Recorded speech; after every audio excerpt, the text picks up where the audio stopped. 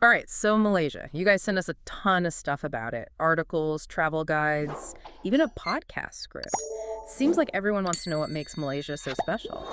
It's definitely a country that captures the imagination. Yeah, and I get that it's famous for its mix of cultures, but we're going deeper than just like the typical tourist stuff, right? Absolutely. Malaysia is so much more than just beaches and food, although it definitely has those too. Oh, for sure. But we're talking about real insights, like how those cultures blend together and what makes the country tick. Exactly. It's a place where you see these ancient traditions existing side by side with modern life. Okay, so let's start with Kuala Lumpur. It's a huge modern city with iconic skyscrapers, Mm. but it also has this long history, right? You can't talk about KL without mentioning the Petronas Twin Towers.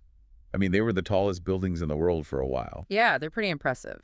and they really symbolize Malaysia's drive to develop and become a global player. That makes sense. But then, like you said, there's also this whole other side to the country, the historical side. Right. Just a short walk from those modern towers, you've got the Sultan Abdul Samad building. Oh, the one with that amazing Moorish architecture. That's the one, built during the British colonial era. So it's like right there in the architecture, you see the story of Malaysia's journey from its colonial past to this modern, ambitious nation. Exactly. And it's not just KL. I mean, Georgetown and Malacca, have you heard of them? Yeah, aren't they both UNESCO World Heritage Sites? They are. And it's not just because they look nice. Take Georgetown, for example. It earned that UNESCO status because it represents this awesome mix of Eastern and Western influences. So it's more about what the city represents. Exactly. For centuries, it was this major trading hub. And you can see that reflected everywhere, in the buildings, the food, even the people. Wow, so it's like a living, breathing example of cultural exchange. You got it. Okay, and what about Malacca? What makes it so special? Malacca, well, has a similar story. It was this major trading port ruled by the Portuguese and the Dutch and then the British. Wow, a lot of history packed into one place. And each of those cultures left their mark. That's why the Historical Center of Malacca is a UNESCO site. It showcases this layered history. The buildings, the streets, it all tells a story of different cultures blending and adapting. Okay, both of those are going on my must-visit list, but I gotta say, I'm also really drawn to the natural beauty of Malaysia. I'm picturing those lush rainforests and all the exotic animals. Oh, you're in for a treat. The rainforests of Borneo are some of the oldest and most diverse in the world. And the wildlife, well, prepare to be amazed. I've heard about the orangutans, of course. Everyone wants to see those, but what else can we expect to find in those rainforests? Proboscis monkeys, have you seen those? They have those unique noses. Oh, yeah. They look so strange. Then there's pygmy elephants, clouded leopards, and even the Sumatran rhinoceros. Super rare. Wow, so it's like a wildlife enthusiast's dream come true. Mhm. And I read that Borneo also has Mount Kinabalu. Yep, the highest peak in Southeast Asia. It's a tough climb, but the views are incredible. And even if you're not into mountain climbing, there are tons of hiking trails in the national park surrounding it. The scenery is amazing. So we've got bustling cities, ancient rainforests, exotic wildlife, and challenging peaks. It's like Malaysia has it all. Don't forget the food. Malaysian cuisine is a total reflection of its multicultural heritage. You'll find Malay, Chinese, Indian, and indigenous flavors all mixed together. It's delicious. I'm already getting hungry just thinking about it. I know nasi lemak is the national dish, but what else should we be on the lookout for? What are some must-try dishes that capture the essence of Malaysian food? Well, nasi lemak is definitely a good starting point. Fragrant coconut rice served with spicy sambal, crispy anchovies, peanuts, and a boiled egg. It comes wrapped in a banana leaf. Okay, so like a flavor explosion. It's a symphony of flavors and textures. And the street food scene is phenomenal. You'll find hawker stalls everywhere serving all sorts of amazing dishes. I've heard great things about Malaysian street food. Those bustling night markets with all the delicious aromas. You got it. You can find anything from spicy noodles to savory satay. Okay, give me some specifics. What are some dishes we absolutely cannot miss? If you're a noodle lover, you have to try char kway teow. These flat rice noodles are stir-fried with prawns, cockles, bean sprouts, and chili paste. Super savory and flavorful. That sounds amazing. What about something a little different? Try laksa. It's this spicy noodle soup that comes in a bunch of different regional variations. Okay, my mouth is watering. But we can't forget about dessert, right? What about the sweet treats? Oh, there are so many. One of my favorites is sandal. It's this shaved oat dessert with coconut milk, palm sugar syrup, green jelly noodles, and red beans. So refreshing. Wow, that sounds delicious. And if you like shaved ice, you also have to try Ace Kakang. It's topped with all sorts of syrups, beans, jellies, even sweet corn. Okay, that's a lot of different flavors going on, but I know there's more to Malaysia than just the food. I've read it's a country that really knows how to celebrate with festivals all year round. You're right. Festivals are a huge part of Malaysian culture, and they show off the diverse religious and cultural backgrounds of the people. So, what are some of the major festivals our listeners should know about, and what makes them so special? Well, you've got the major religious ones, Hari Raya Idul Fitri, that marks the end of Ramadan for Muslims, Chinese New Year with its lion dances and firecrackers, Deepavali, the Hindu festival of lights, and Thaipusam, where Hindu devotees pierce their bodies with hooks and skewers as a display of devotion. Wow, those are some very different festivals, but it sounds like they all have the sense of community and celebration in common. Exactly. It's a time for families and friends to come together to share meals and gifts and celebrate their heritage, a real expression of Malaysia's multicultural tapestry. All right, so we've covered the cities, the rainforests, the food, and the festivals. Malaysia is starting to sound more and more appealing by the minute. There's definitely a lot to discover. But before we go any further, we need to talk about something important. We've mentioned all these different cultures in Malaysia, but how do they actually coexist? Is it really this harmonious blend, or are there tensions simmering below the surface? That's a really important question, and it's one that deserves a closer look. I mean, Malaysia's history is complex. It's faced its fair share of challenges, For sure. but it's remarkable how, despite those challenges, there's this genuine effort to promote unity and understanding between all these different groups. So it's not just a superficial tolerance, it's a real attempt to bridge cultural divides. Exactly. It's a work in progress, of course, but the idea of muhibah, which means goodwill and tolerance, is something Malaysians really value and strive for. That's really inspiring. It sounds like there's a lot we can learn from Malaysia's approach to diversity. Absolutely.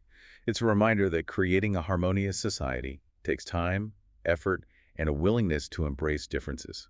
So, we've laid the groundwork, we've explored the highlights of Malaysia from the cities to the natural wonders, and we've touched on the complexities of its multicultural society. Now it's time to dig even deeper and uncover what makes this country truly unique. Let's do it. Let's explore the heart and soul of Malaysia. Welcome back to our deep dive into Malaysia. Before we really get into the heart and soul of the country, I thought it'd be cool to talk about some of those smaller cultural details. You know, the things that can really enhance a traveler's experience. Oh, totally. It's often those little things that make a place come alive, right? It's one thing to see the sights, but it's another to really connect with the culture. Exactly. And Malaysia is full of those little moments. For example, greetings. They can vary depending on the culture. Like Malays traditionally greet each other with a salam. Oh, yeah, where they press their palms together. Yeah, in front of their chest and bow slightly. I've seen that. Seems very respectful. It's a really important greeting among Malays. But you'll see other greetings too, depending on the ethnic group. Chinese Malaysians often shake hands, Makes sense. and Indian Malaysians might do a namaste. It's kind of like the salam, but with the hands raised a bit higher. So, being aware of those differences is a good way to show respect and avoid any awkwardness. Definitely. And remember, Malaysia is a predominantly Muslim country, Right. so dressing modestly is important, especially when you're visiting religious sites. Yeah. Also, taking off your shoes before entering someone's home is considered polite. Okay, good to know. Just being mindful of local customs. But I've also heard that Malaysians are generally very welcoming and hospitable. Oh, they are. Incredibly so. Whoa. But like anywhere, there are things that are considered rude. For example, pointing with your index finger. Oh, really? Yeah, it's seen as impolite. Instead, you should use your thumb with your hand in a fist. Interesting. I've never heard that one before. Any other gestures or customs we should know about? Well, at mealtimes, it's customary to eat with your right hand. The left hand is considered unclean, Okay. and refusing food or drinks when offered by a host is seen as rude. So right hand for eating and always accept the food and drink. Those are good tips. Are there any common misconceptions about Malaysian culture that we should address? Well, one I hear a lot is that all Malaysians are Muslim. Right, because it's a Muslim majority country. Exactly. But while Islam is the dominant religion, there are also large populations of Buddhists, Christians, Hindus, and people of other faiths. So don't make assumptions about someone's religion just based on what they look like. Exactly. Malaysia's diversity is one of its biggest strengths. It's really important to approach cultural interactions with an open mind and a willingness to learn. Couldn't agree more. Okay, so we've covered some cultural do's and don'ts. Let's talk logistics. What about getting around in Malaysia? Well, we mentioned earlier that public transportation in major cities is excellent. Trains, buses, taxis, you name it. They even have ride-hailing services. That's good to know. But what about outside the cities? Like, if you want to explore the rainforests or beaches, what are your options? Renting a car is always a good option. Yeah. Gives you the freedom to explore at your own pace. But keep in mind, they drive on the left side of the road in Malaysia. Oh, right. That could be an adjustment. Yeah. And be aware that road conditions can be a bit unpredictable, especially in the more rural areas. So a GPS or a good map app is essential. Good advice. And are there tolls on the highways? Yes, on some of the major ones. So plan your routes carefully and make sure you have some cash on hand. Okay, noted. What about people who aren't comfortable driving in a foreign country? What are their alternatives? You can always hire a driver or take a guided tour. That way you can just relax and enjoy the scenery without worrying about navigation. That sounds pretty stress-free. And what about traveling between cities or islands? Are domestic flights the best way to go? They have a pretty good network of domestic flights, so you can get around efficiently that way. But you can also take ferries between some of the islands. Oh, that sounds nice. A scenic ferry ride. So lots of different options for getting around. Now let's talk about some of those incredible experiences that hike in Malaysia. We already mentioned the rainforests and wildlife, but are there any specific things you'd recommend? Absolutely.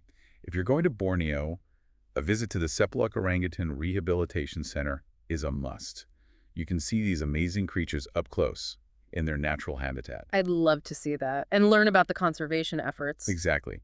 And while you're in Borneo, think about exploring the Kinabatangan River. The Kinabatangan. Yeah, it's home to all kinds of wildlife. Cabasas monkeys, pygmy elephants, even crocodiles. You can take a river cruise or even stay at a lodge in the rainforest. Wow, a river safari in Borneo. That sounds amazing. And what about for our listeners who are more into underwater adventures? Malaysia is a diver's paradise. Sipadan Island, have you heard of it? Yeah, the pictures I've seen are unbelievable. It's world-renowned for its incredible biodiversity and pristine coral reefs. Are there other diving or snorkeling spots you'd recommend? The Perhentian Islands are amazing. Crystal clear water, vibrant reefs, tons of marine life. And if you're looking for something more off the beaten path, Tioman Island is a hidden gem. So we've got land adventures, underwater adventures. What about people who are looking for relaxation and rejuvenation? Malaysia has no shortage of stunning beaches and islands. Langkawi is a popular choice, known for its white sand beaches and turquoise water. Classic tropical paradise. Exactly. And then you have lesser-known spots like Pangkor Laut. It's a private island resort with overwater bungalows, very secluded and luxurious. Sounds like the perfect escape. But let's not forget about those UNESCO World Heritage Cities we talked about, Georgetown and Malacca. Anything specific our listeners should know before visiting? Well, Georgetown is this incredible melting pot of cultures, and you see it everywhere. In the architecture, the food, even the street art scene. I've heard that Georgetown's street art is really something special, not just pretty pictures, but also with social and political messages. You're right. It's a form of expression, a way for artists to address social issues. It's really cool. And what about Malacca? What makes its historic center so unique? Malacca's history as a trading port, ruled by all those different powers, has left a really distinct mark on this city. Right, the Portuguese, the Dutch, the British. Exactly. You can see in the architecture. Yep. Dutch forts, Portuguese churches, Chinese temples, all side by side. It creates this unique cultural landscape. It's amazing how all these influences have shaped Malaysia. We've talked about the tangible aspects, the sights, sounds, tastes. But what about the intangible? What makes this country truly special? What is the soul of Malaysia? That's a tough one to answer in a few words. But I think it's the warmth and hospitality of the people. Malaysians are known for their kindness and generosity, always willing to lend a hand. I've heard they have a really strong sense of community. Is that something that visitors can experience? Absolutely. They have this concept called gotong royong, which emphasizes community spirit and helping each other out. Wow. You see it in how they interact with each other, how they celebrate together. It sounds like even with all the diversity, there's this real sense of unity. Like everyone understands their role in creating a harmonious society. Exactly. It's not about erasing differences, but about recognizing and valuing them. It's really making me understand why their tagline is truly Asia. It seems like it embodies all the best of Asian culture. The diversity, the warmth, the sense of community. You got it. It's like experiencing a mini version of all of Asia, all in one country. We've covered so much in this deep dive, but I know there's always more to learn. What are some things our listeners can do to keep exploring Malaysia even after the episode is over? One thing they could do is check out some Malaysian literature. Oh, good idea. Reading can really give you a deeper understanding of a place. There's some amazing Malaysian authors who offer really unique perspectives on the country. Any specific authors or books you'd recommend? Well, his novels offer some great insights into Malaysian society. Hmm. And if you're into historical fiction, the Malayan Trilogy by Anthony Burgess is a classic. And for nonfiction, A History of Malaysia by Barbara Andaya and Leonard Andaya gives a really comprehensive overview. Okay, I'm writing those down. And of course, there's always the option of just booking a trip and experiencing it all firsthand. Nothing beats being there, immersing yourself in all the sights, sounds, and flavors of Malaysia. So true. All right, I think it's time for a short break to let our listeners digest all this information, but stick around. We'll be right back to wrap up our Malaysian adventure. Welcome back, everyone. Throughout this deep dive into Malaysia, one thing that keeps coming up is the incredible warmth and hospitality of the people. Yeah, it really is a defining characteristic of Malaysian culture, that welcoming feeling. It makes me wonder if there's a specific word or concept in Malay that captures that spirit of hospitality. Actually, there is. It's called Budi Bahasa. It covers good manners, politeness, respect for others. So it's more than just saying please and thank you. It's about a deeper value of being kind and respectful. Right. It's ingrained in their society.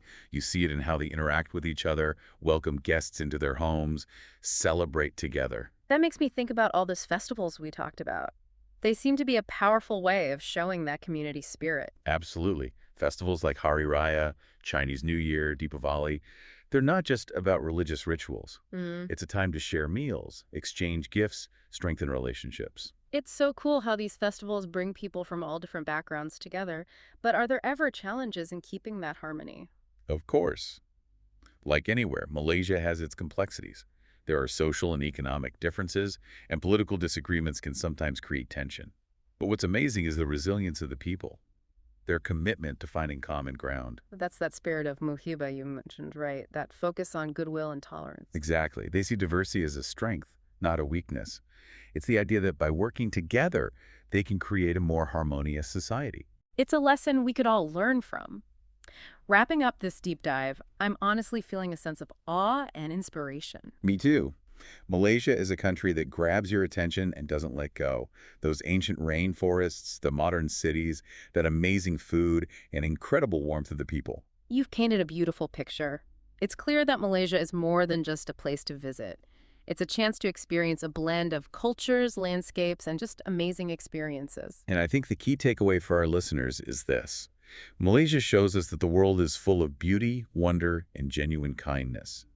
It's a place where traditions meet progress, diversity is celebrated, and the human spirit shines through. Well said. It's like an invitation to open ourselves up to the unknown and see the magic that's out there. Who knows, maybe this deep dive will inspire someone to plan their own Malaysian adventure. And on that note, a huge thank you to everyone for joining us on this exploration of Malaysia. We hope you've gained a new appreciation for this incredible country and its people. Until next time, keep exploring, keep learning, and never lose that sense of adventure. Happy travels, everyone.